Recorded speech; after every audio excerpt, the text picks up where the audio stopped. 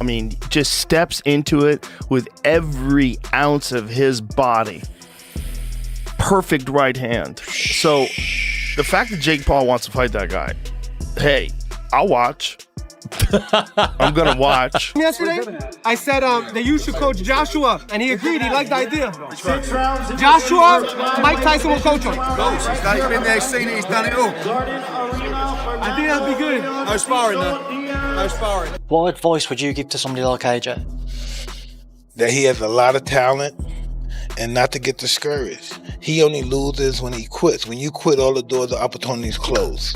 You know what I mean? You have to be game, and then don't get discouraged if you lose. Listen, you just lost. You may have got $30 million. Joe Rogan comments on Anthony Joshua reportedly working with Mike Tyson, noting it reflects how committed AJ is to preparing for the Jake Paul bout. Rogan says that if Joshua shows up with that level of work, he could quite overpower Jake because of the size difference and the gap in experience.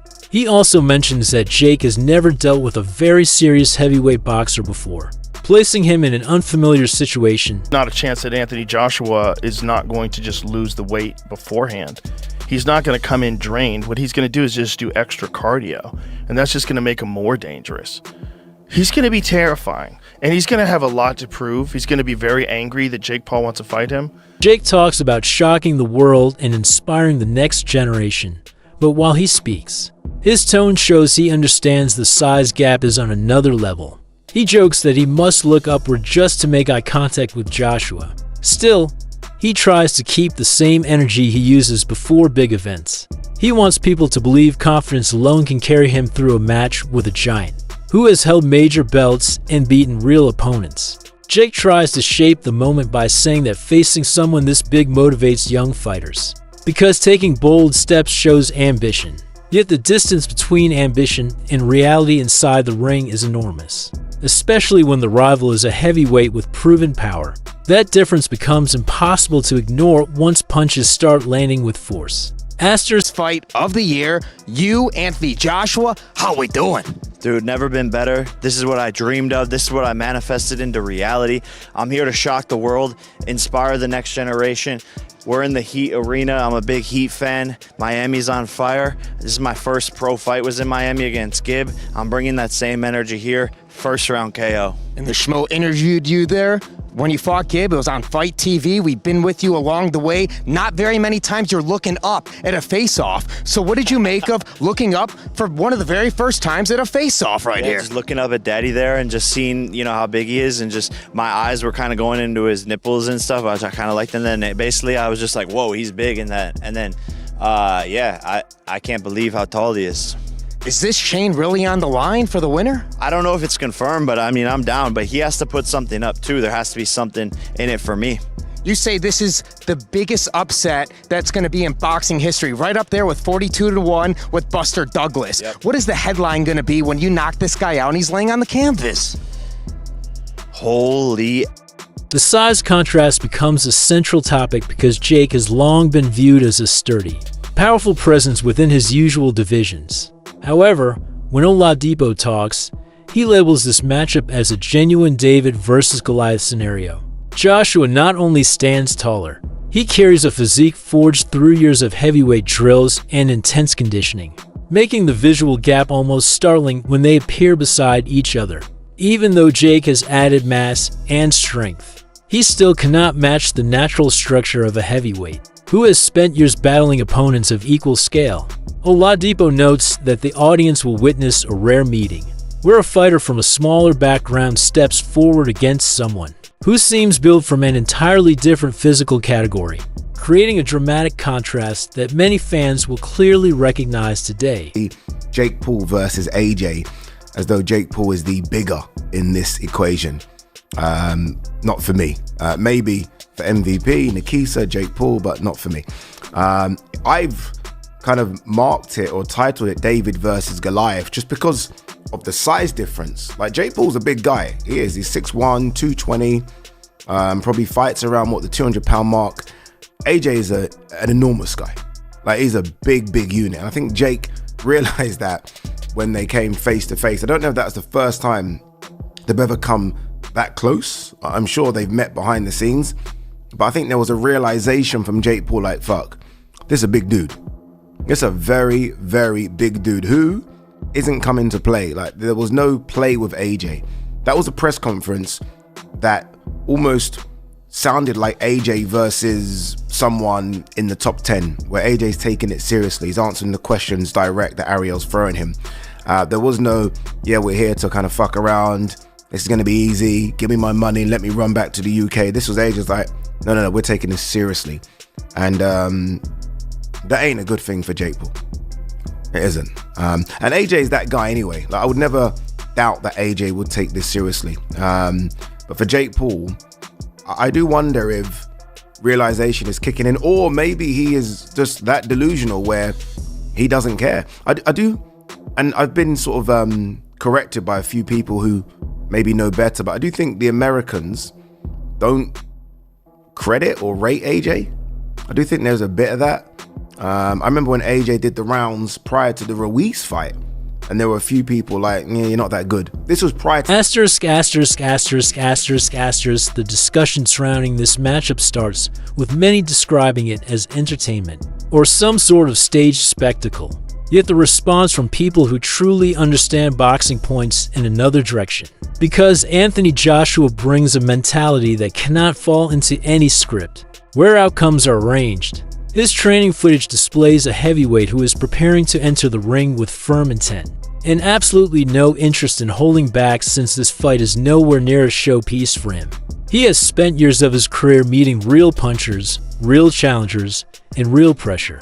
Therefore, he cannot walk into a ring thinking about putting on a mild performance for cameras. Meanwhile, Jake continues pushing a storyline claiming this event will shock the world.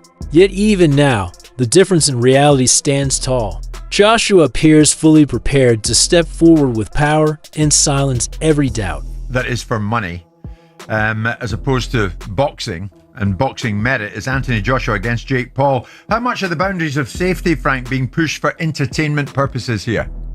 Well, look, obviously we are in a dangerous sport. We have to accept that. And obviously the people looking after Jake Paul, if I was managing or promoting Jake Paul, would I say this is the right move for Jake Paul? Probably not, being completely honest with you.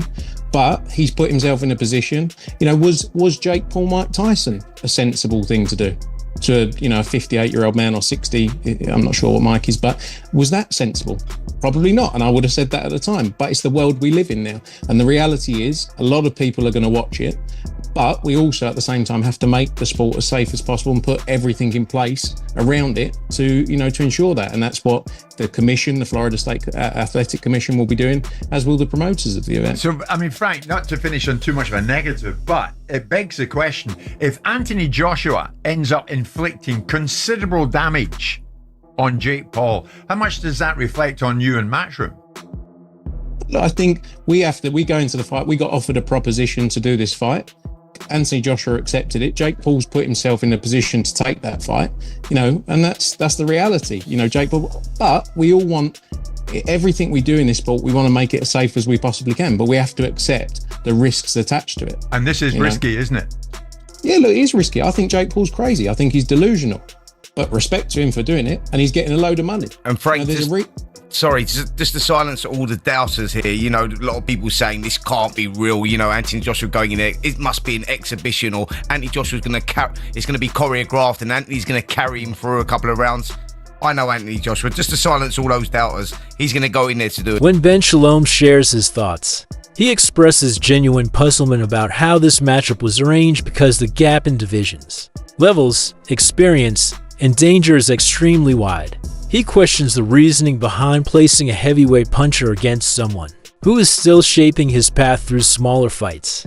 He says this event seems to sit outside the normal system of matchmaking, where boxers are developed slowly toward harder challenges. In his perspective, the sport has order, yet this kind of pairing clashes with any usual pattern, giving the fight an odd sense of unpredictability. He also wonders what the intended purpose is, since Jake is stepping in with a man capable of hurting him in ways he has never felt and who has endured pressures Jake cannot picture at this stage of his developing career. Boxing, so I credit to them and what they're earning and everything around that, and it's almost quite unbelievable that it's happening.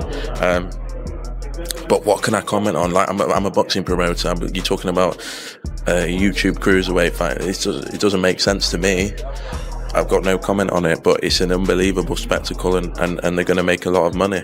But yeah, I'm not the person to ask about that fight. Chael Sonnen speaks in his usual straightforward tone and says people continue doubting whether the fight will truly take place, yet he knows how determined Jake is to make it happen. He jokes that Jake would still try calling out AJ even on fight day if he had to, but he notes that this is not how the business functions. Sonnen explains that Jake is covering nearly everything from media duties to promotional work. Because he is not just the fighter, he is also the promoter. That means he carries the financial weight and cannot simply change plans at the last minute or surprise audiences with sudden moves. Sonnen emphasizes that Jake built this entire route by himself, and that brings major responsibility since when you run the show, your money, time, and reputation are always under pressure. Will not happen.